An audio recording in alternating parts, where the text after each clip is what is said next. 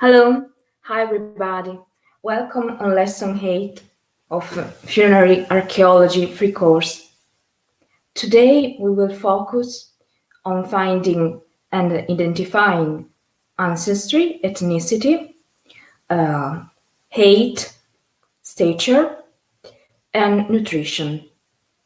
Hope you like it. I'm waiting for more people to come.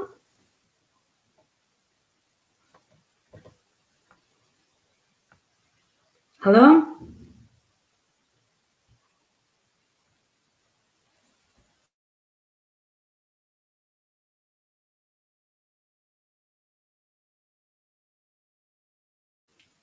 Hello? Hi everybody, welcome. So, shall we start? Shall we begin? Hello. Hi Alejandra. So, today's lesson is focused on, hello, hi Claudia, on identifying ancestry, ethnicity, and of course also the study of the estimation of stature, height, and nutrition. Hi, hello everybody. So, shall we begin?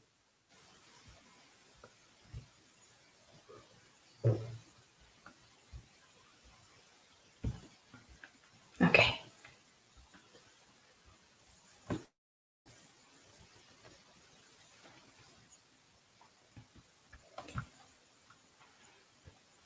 So we know that the skull is one of the skeletal element, which is most important for many reasons. One of them is to assess sex, because we know that there are many differences between a skull from a male and a skull from a female individuals. But also the skull is also very important to assess ancestry and ethnicity, because every characteristic, every feature we have in our face, in our skull, are based on genetics, and they are features inherited from generation to next generation and so on. And they express themselves in the morphology or the shape of the human skull. This feature have evolved in response to environmental factors, and so we can have a very specific and clear identification and indication of an ancestry of an individual. For instance, individuals of European or Caucasian descent have a long, narrow faces with a fairly flat facial profile and sharply angled nasal bone. We will see this in a few minutes. Those of Asian or Mongolian ancestry have wider and shorter faces with prominent cheekbones. Individuals of African descent have a wide nasal cavity and a prominent mouth region when viewed in profile. So, basically, there are 4 different ethnicity found out by anthropologists in the morphology of the cranium of the skull. There is also the Aboriginal, Australian, and also known as Oceanic type, but because this course is meant to be for a classical student, and it's meant to focus only on classical and European society and population, I left it out from my dissertation, but don't worry, if you are interested into Oceanic or Aboriginal type of classification, you have it. So,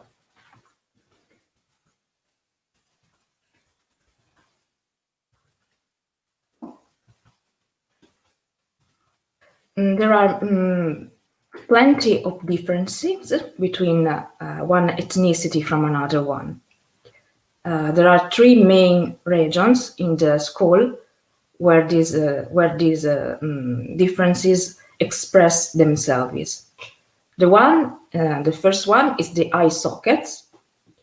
European and Asian have a more circular orbits, eye socket, but the European one is more square angled, which kind of have a resemblance with the aviator sunglasses, while the African ethnicity have a more rectangular eye sockets. The nose also, the nose pyramid, is more wide and flat nasal bridge on the African ethnicity. On the Asian, has a more heart-shaped and less pronounced nasal bridge. It could resemble a sort of flat nasal aperture, nasal pyramid, but it's not so flat.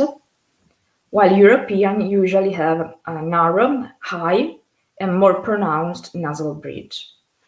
Also the jaw, it's very important, and the teeth also. Asian are characterized by the so-called shovel-shaped upper incisor, and you can see clearly when looking at a skull and rotating the skull so to expose the incisor towards yourself, the interior part or the buccal part of the incisor towards yourself. The African ethnicity have a more large teeth with wider spaces between one tooth from another one, and the jaw protrudes. And in comparison, the European ethnicity have a small teeth set, which are more close together. So we can see this is African. It's pretty much clear from the nose area, from the nasal pyramid. This is, on the contrary, an heart-shaped nasal, as I said before, nasal aperture. And this is a more narrow and tall nasal aperture. So we have African, Asian, and European. You can also see the aviator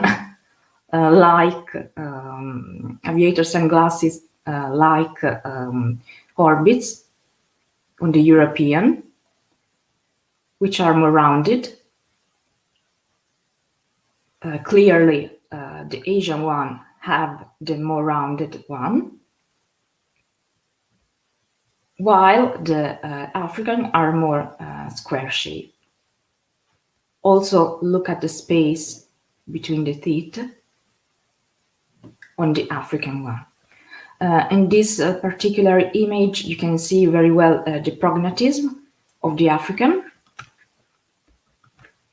which is visible in that picture. And also you can see the flat nasal spine that I was mentioning before. Also, the Asian ethnicity has a mild to moderate prognatism.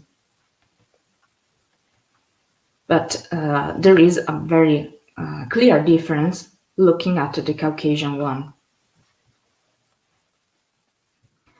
Also, the Asian have a more flat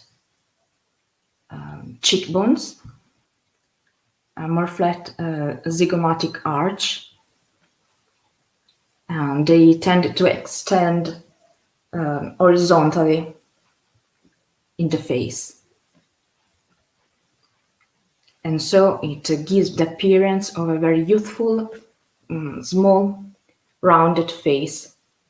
Nowadays, it's in high demand from people from Asian ethnicity to undergo under many very long and extreme surgical procedure to get rid of what they called the moon-like face, a very round and wide face they are born with, to have a sort of European-like, more narrower, and so they shaped their jaw and their cheekbones.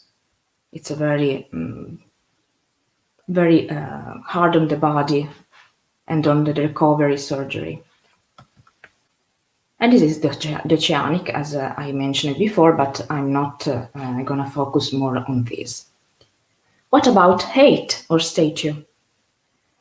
It's very important because it's a mean of reconstruction, the ancient health and global well-being of a past population. And also, it's very important for nowadays studies to have more information about the changing on height of ourselves in various society and population through centuries during the time. And generally, stature is the sum of the height and the length of 5 skeleton districts: the spine, the pelvis, the lower limb, and the talus. But the height can be estimated using 2 approaches. The first one was invented and discovered by Fully in 1959. It's called the anatomical method. It's more time consuming, and you have to possess a full, complete skeleton. Otherwise, you can use it. So you can see it's not the best for an archaeological record, but it's the most accurate approach. And it's based on the measurement of the height and the length, and then the sum of all these height and length of every adjoining bones from the skull to the talus. The other one are the mathematical methods. There are plenty of methodologies. They are quicker to use, and they can be used even on incomplete or partial skeleton. They are based on current or past, recent past population from the 50s, 40s, 50s, and 60s, and they are used to have a sort of mean of height of a specific population. By so I mean that they use a regression formulas which is based on the correlation of the length of the singular bones in comparison of the total height during the life of an individual. The regression formulas are based on the length of total of long bones, in particular the one of the lower limbs, gave the best and more accurate results. You have to keep in mind that the 2 methodology give us a skeletal height, not the living height, because we have not the account of the measurement of the missing soft tissue.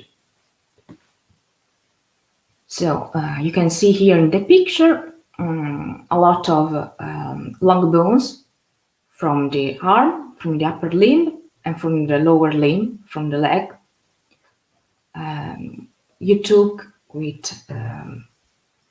some instruments the total length of the bones from certain points, and then another total or anatomical measurement and length from another point, and then the circumference in another specific points.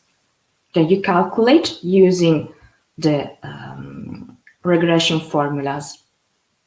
This is an example of one of the most used which is from Trotter. And these numbers are the error, which means that the result from from the femur are 3.27 more or less centimeters, which means that you calculate the total height of a living person, which is 170 centimeters. It could be that specific person could be 173 centimeters tall or 167 point, etc. centimeters tall. So, looking at bones, we can also investigate many other things, such as diet and nutrition. And diet and nutrition are very, very important for understanding cultures, subsistence, and migration. Also, studying ancient diet, it's very important for us, for ourselves, because we can study the long-term effect of some specific dietary habits, and also the effect of subsistence practices. Diet and nutrition can be investigated with three different methodologies. The first one is the archaeological methods, which comprise a lot of very specific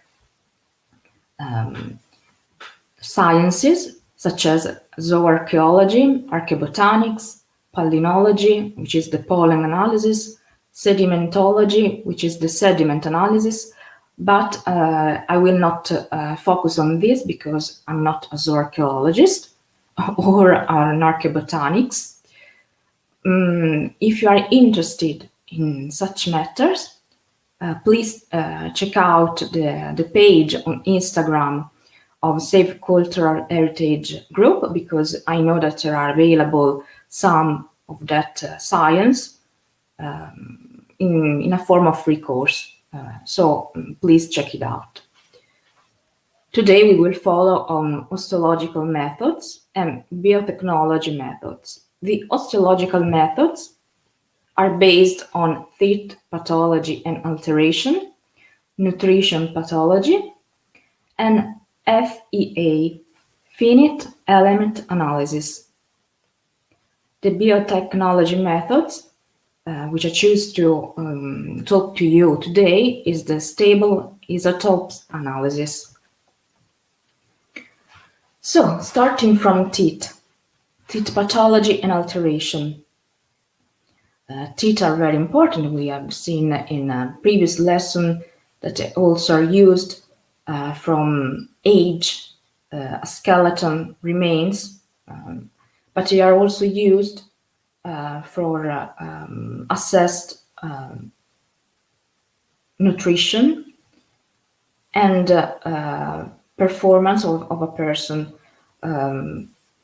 work of a person. The teeth pathology and alteration could be divided into the main one, which is teeth wear.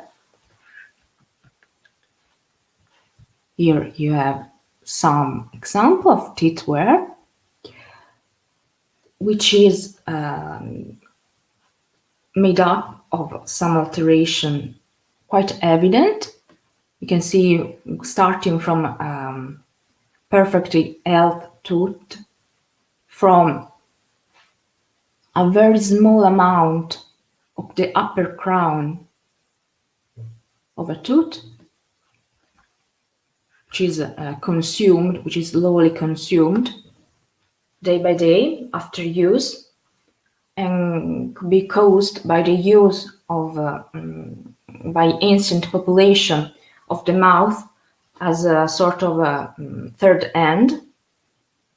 I don't know. Let's give you some example. For example, many women in prehistoric society used to woven their own clothes made their own clothes from leather, and so in the treatment of the leather or in the treatment of making a string from animal hairs, they used their mouth, their teeth, to have an hold on the material. But also, tooth wear could be an effect of the consumption of very strong abrasive food, leathery food, such as, for example, in the prehistoric past society, wet and grains, and the flour derived by those cereal was not very fine and purified as we can nowadays have, but still had a lot of some elements, very hard elements, such as part of stones and so on. Another pathology or alteration are, of course, cavities, abscesses, and teeth loss. Cavities, abscesses, and teeth loss are all of them related with the carbs fermentation. So in ancient population, we can see that there is more of a carb ferment of appearance of cavities and teeth loss and abscesses in population that tend to consume more cereal, more carb-based diet rather than a protein-based one. Also, they are caused by poor hygiene and by, especially the teeth loss, by the constant consuming of soft, which means cooked food. Because the strong food, even though it wears the teeth, it also helps to maintain a very strong muscle in our jaw, external and internal ligament, and so the teeth can stay more at ease, more put in place and hold through ligaments into the jaw, into the mouth. This is a cavity. Here you can see. Also here, they have all different names placed and based on the position of cavities into the anatomy of the tooth, but it doesn't matter for today's lesson. This is an abscess. You can see it's very easy to recognize because abscess are a sort of hole into the bone through which, I know it's a little stinky, pus and infection material could come out, because in the living abscess are made up of a very big and evident enlargement of the gums and of the area interested. Also, this is teeth loss. I'll zoom in for you. An example of teeth loss. So we can see there are different types of teeth loss. This one indicated by the arrow, and that one. The difference is you can see the alveoles. I don't know how to pronounce this name in English. Sorry, which are open and have the shape of the of each one of the teeth or the tooth that stays in that position. So it means that the loss of those specific teeth happened after death, or in sometimes very close to the moment of death. While this one is closed, you can see there is a sort of remargination, and this happens when you happen to lose a tooth during your life, and the bone constantly rebuild themselves. So we have a sort of bone tissue scar, if you can call it so. So this is a major difference you can witness here.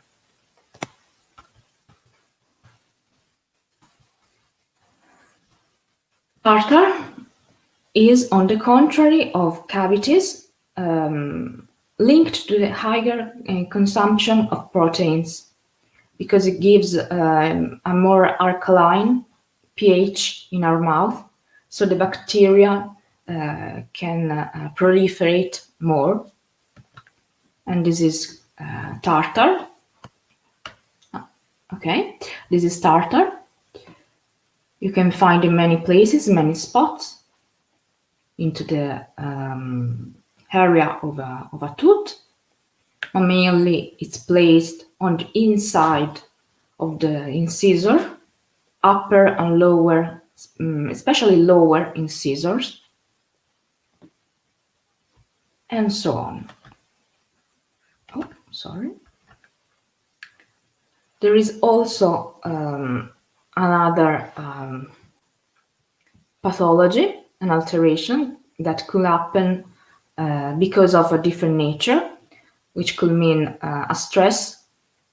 By stress are intended some long periods in which the body of a child undergoes under many events that could impact deeply its functionality, such as constant illness or malnutrition,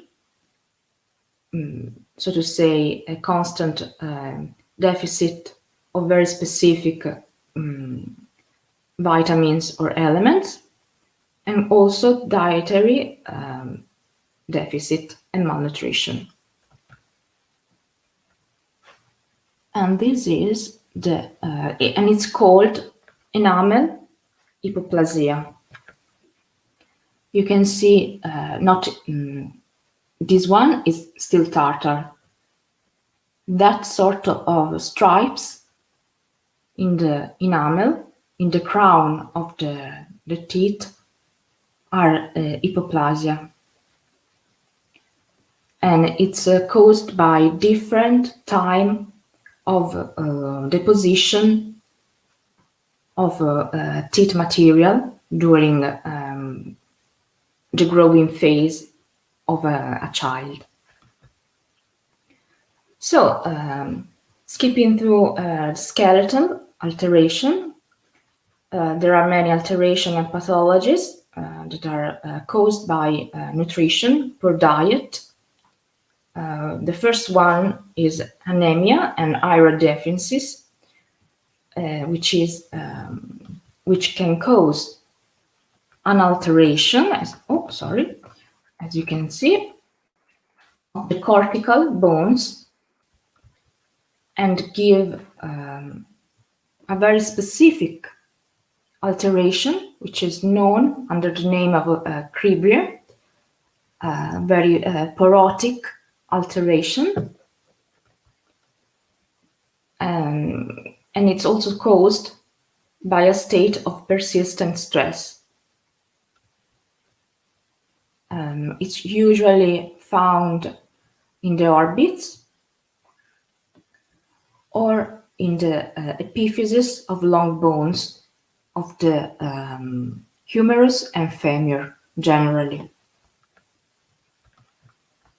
Also rickets, which is known as vitamin D deficiency, and osteomalacia, if it happens when a woman is pregnant or during breastfeeding.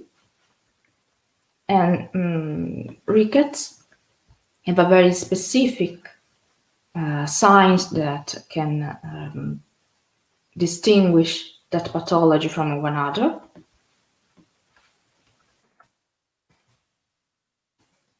And it's caused by low or poor sun exposure, poor or low inadequate diet, which caused a low deposit of calcium and phosphorus in the bone matrix, but it's also linked to kidney disease. So some very specific elements of vitamin D deficits are bowed legs, a thicker ankle, thicker wrist, thicker elbows, a very specific odd shape conformation of the chest, and also a very peculiar square-headed face and skull.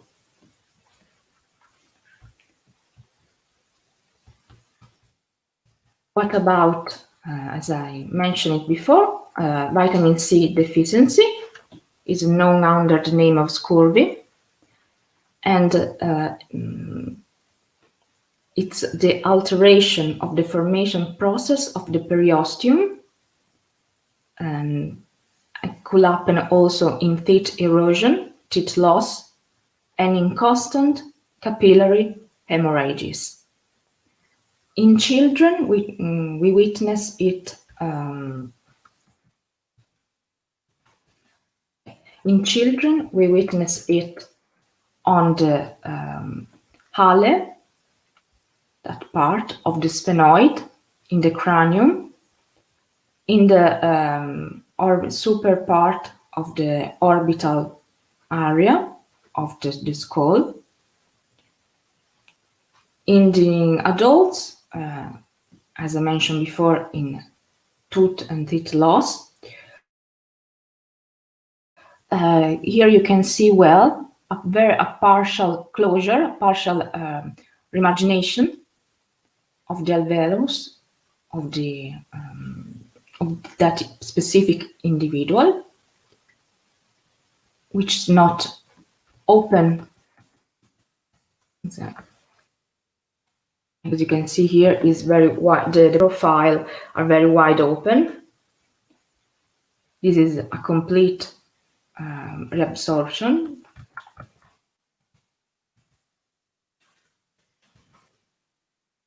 And this is a partial reabsorption. Also, in adults, it could happen into the creation, deposition of new osteological tissue in the palate, which is known under the name of torus, palatine torus. It could happen also in a fracture of the cortical bone of long bones, and also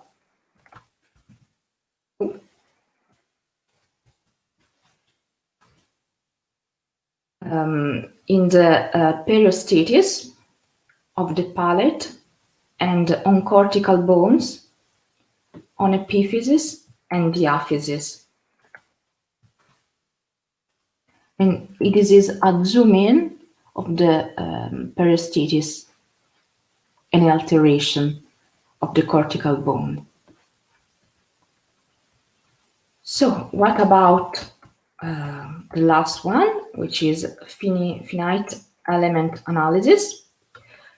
Basically, it's just a morphology study of the skull and the mandible, of teeth and mandible,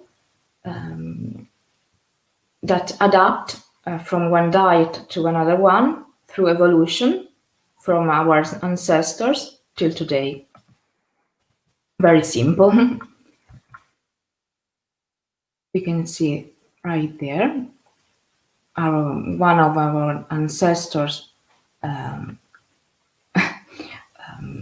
part of the skull, an upper jaw, upper mandible, with the palate and upper teeth compared to ours. Also, the broader, the wider tooth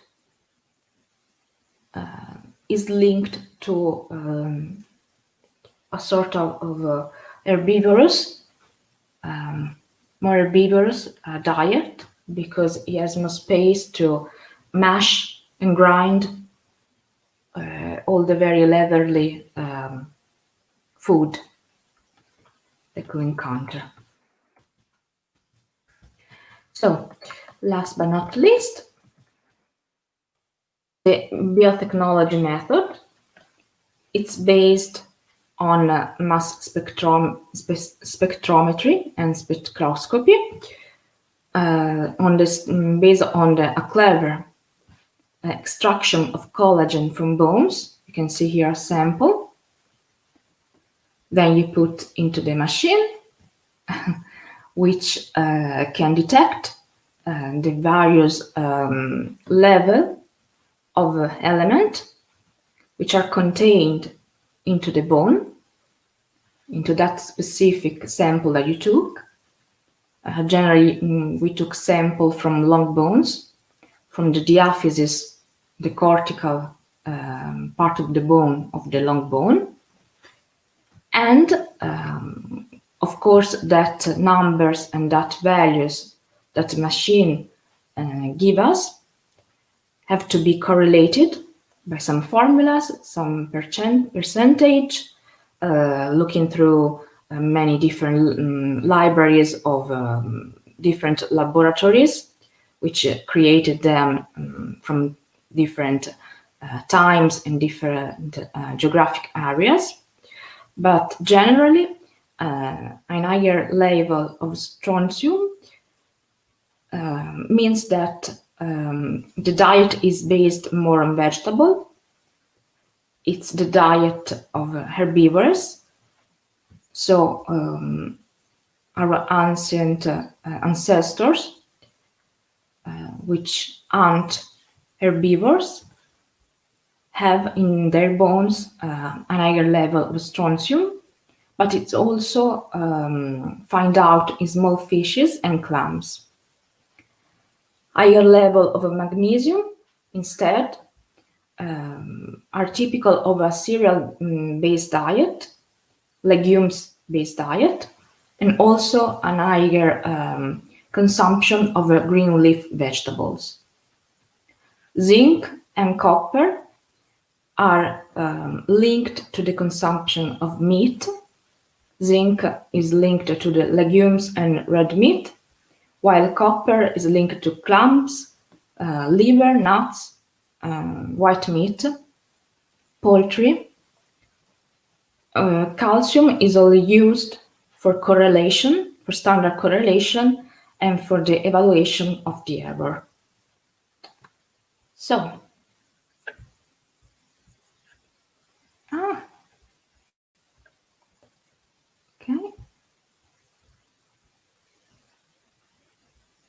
Okay.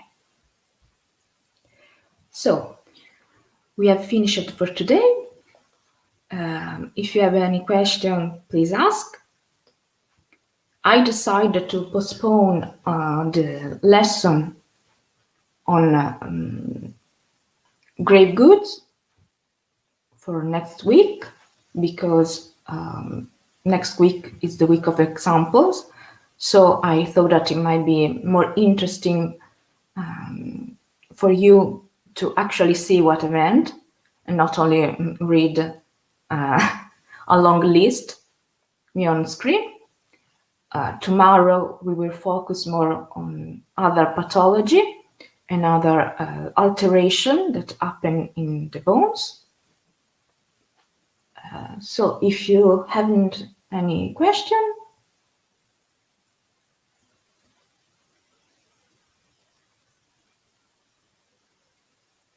oh, nice question, Alejandra.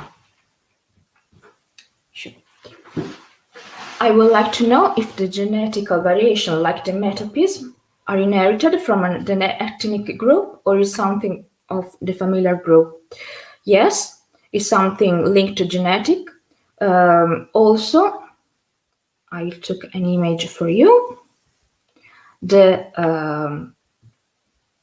Asian people of Asian ancestry have more possibility to have supernumerarian bones or Wormian bones in their skull.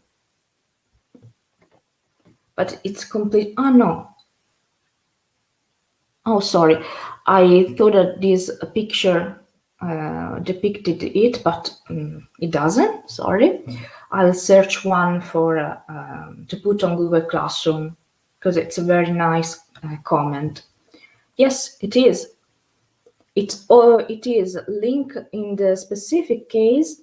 The variation, like metapism, it's linked to family inheritance. So to say, the correlation between people from the same family or which are married into their service from time to time. But it's also linked to ethnicity, of course. But I will say that the Wormian bones, the extra or supra numbered bones that you can find in the skull are also linked to ethnicity and ancestry. Very clever question.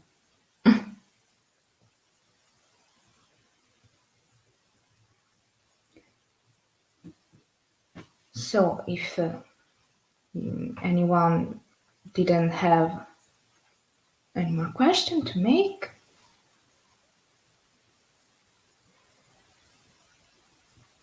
I can see here in the comment a new person. Hello. Also, there are people, as usual, that are commenting on Instagram, on my personal Instagram stories. I kindly suggest and thank you all for your comments. I really like it and appreciate them very much. But during the time of the lesson, if you can, it's more appreciated by me and by other students if you make the same comment here on under the video on YouTube or on StreamYard. Thank you for making such nice question. Okay. Thank you.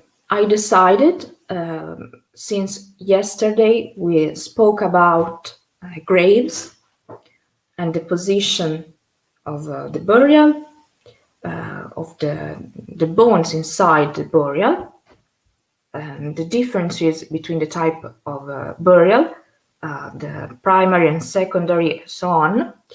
So I decided to talk about other materials that surround the bones in the grave, such as the architecture, grave goods, clothes, and so on, into next week lessons because it's much more pertinent. And since during the other week lesson, we will talk about and see many examples from classical societies, such as the Greek, Etruscan, Roman, and so on. It will be and this is my thought, better for you to see a clear example of grave goods and different type of grave goods, different type of combination of grave goods, and different type of burial architecture. So I was just saying this.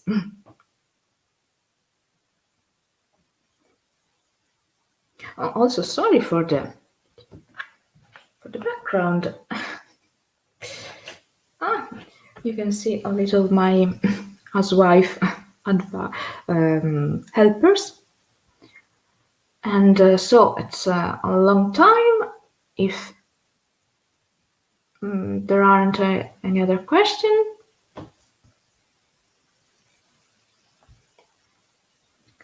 I will stop right there, and I will see you tomorrow with some more pathological alteration on the bones. Thank you all. Have a good night, and see you all tomorrow. Thank you.